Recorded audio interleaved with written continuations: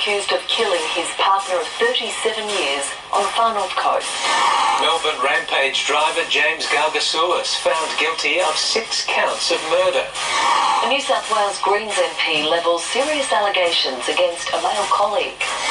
And the man who made superheroes, Marvel Comics creator Stan Lee, dies aged 95.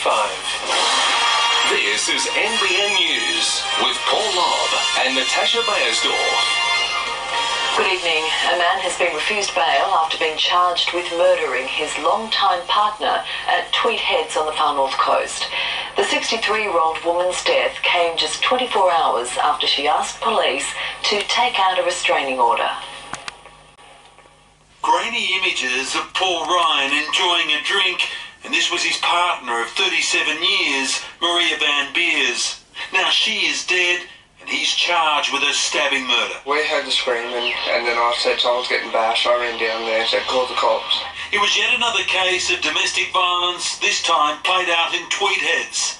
Neighbours knew trouble was brewing last night, a man allegedly attacking his ex-partner, and they tried to step in.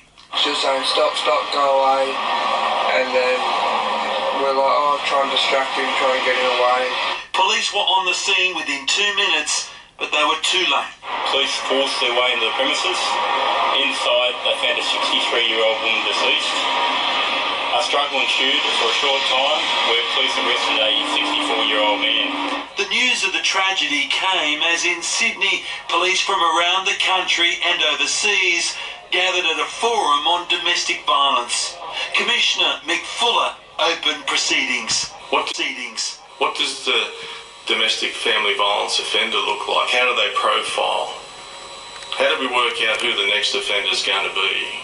Well, police allege that's Paul Ryan today refused bail in court as the Commissioner revealed the backstory. Long-term relationship, a lady in her 60s had been separated for a couple of years. My understanding there was an apprehended domestic violence order in place. That restraining order was taken out 24 hours before the murder. It's just a constant reminder there is much more work to do in this space. Damien Ryan, NBN News. A New South Wales MP has raised fresh allegations of sexual misconduct in an extraordinary speech under parliamentary privilege. The Greens' Jenny Leon turned on colleague Jeremy Buckingham, demanding he resign and not contest the next election.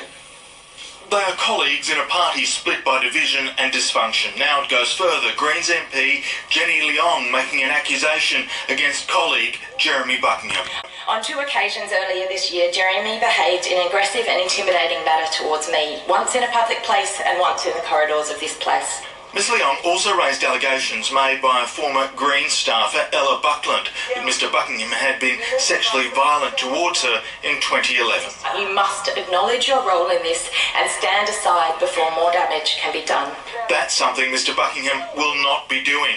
In a statement, he said the allegations raised today were investigated and there was no finding of any wrongdoing. He added, I reject Jenny Leong's characterisation of a couple of conversations we've had. But Ms Leong has support.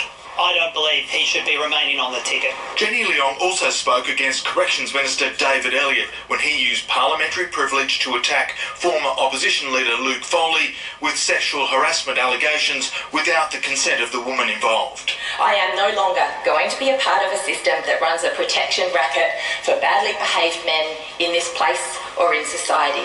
And all of this comes on the same day that the behaviour of parliamentarians generally is in the spotlight after the new opposition leader wrote to the Premier calling for a bipartisan approach to raise the standards here.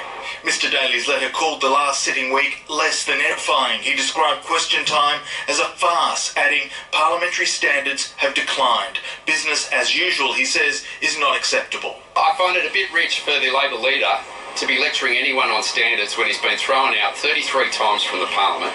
As for a kinder, gentler Parliament... So much for good behaviour today! They started in their defence to drain the swamp by going with Luke Foley, Madam Speaker, but they've returned to the swamp with Michael Daly. So much for their standards. Madam Speaker... So much for the reset button on your bed for Swansea! Eddie Meyer, NBN News. Less than an was all it took for a jury to find James Gargasoulas guilty of murdering 6 pedestrians and injuring 27 others in Melbourne's CBD. The 28-year-old drove a stolen car onto the footpath in January last year, deliberately swerving to cause maximum carnage. Families of the victims today welcomed the unanimous verdict. Gargasoulas is now facing life in jail and will be sentenced next year. After a year and a half in prison, former New South Wales Government Minister Ian MacDonald and former union boss John Maitland today made a bid for freedom. MacDonald's lawyer told an appeal panel of 5 judges that the motive for granting a mining licence was never proved to be corrupt. Sir Lunch-a-Lot no more. It was a much thinner and older-looking Ian MacDonald who appeared on screen in the Supreme Court. The 69-year-old smiled at his wife, Anita Gilseth, who at times wiped away tears. He's lost 20 kilos. He still looks bright and alert, but obviously I think the strain has been something for him. MacDonald has spent the last 18 months in jail for misconduct in public office. A jury convinced he handed a lucrative Hunter Valley mining exploration licence to political ally and former union boss John Maitland for their own benefit instead of taxpayers. The coal resources of New South Wales, which should have been used for the benefit of the whole society, were squandered by the criminal conduct of the very person who was trusted to safeguard them. MacDonald's barrister argued today that motive was never proven, that the then Labor MP's decision was sinister and solely to benefit his mate. And he said the trial judge misled the jury on that point. And when it comes to those in public office, there needs to be a bright line that demarcates sloppy or negligent conduct and criminal conduct that can lead to 10 years imprisonment, Philip Bolton SC said. MacDonald appeared alongside Maitland, clearly on good terms despite their predicament.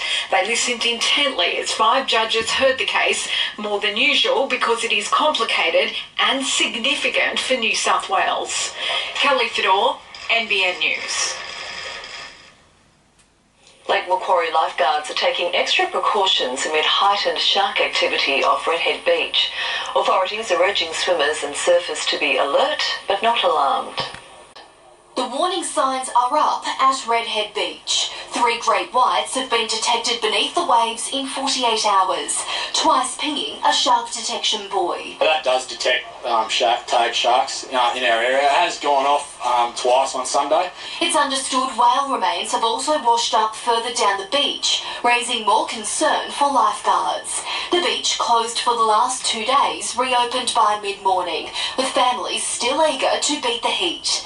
Lifeguards believe people are now more aware of sharks and are reporting them to patrols. You can be nervous about a lot of things. Shark activity, they've always been there, they always will be there, that's where they live.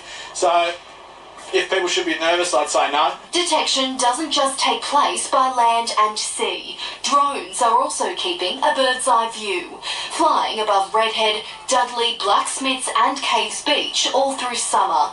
But lifeguards say the best tip for staying safe in the water remains staying between the red and yellow flags. Sharks are not our main threat at the beach. Our main threat are rips, and making sure we are swimming in those correct areas, which are our flagged area. Samantha Long, NBN News.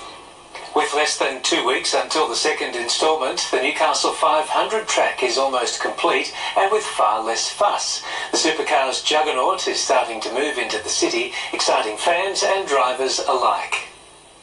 A bird's eye view as the track takes shape. Newcastle's picturesque foreshore undergoing what is now an annual transformation into a revhead's heaven.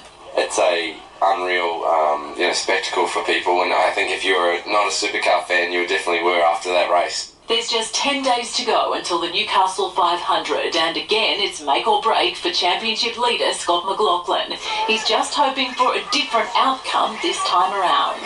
This is an extraordinary way for this championship to conclude. The supercars finale is again shaping up as a thriller.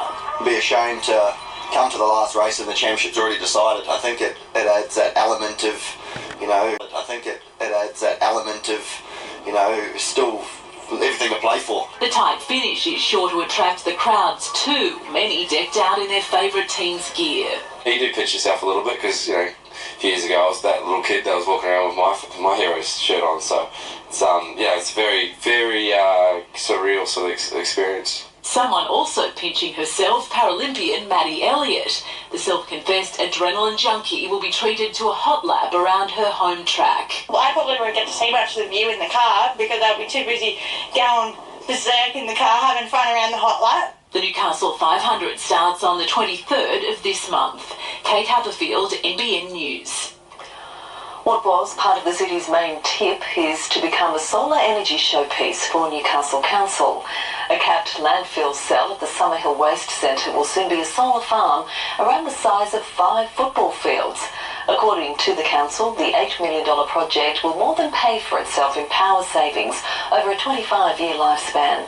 Newcastle Council is also powering 8 of its community facilities through alternative energy conversions.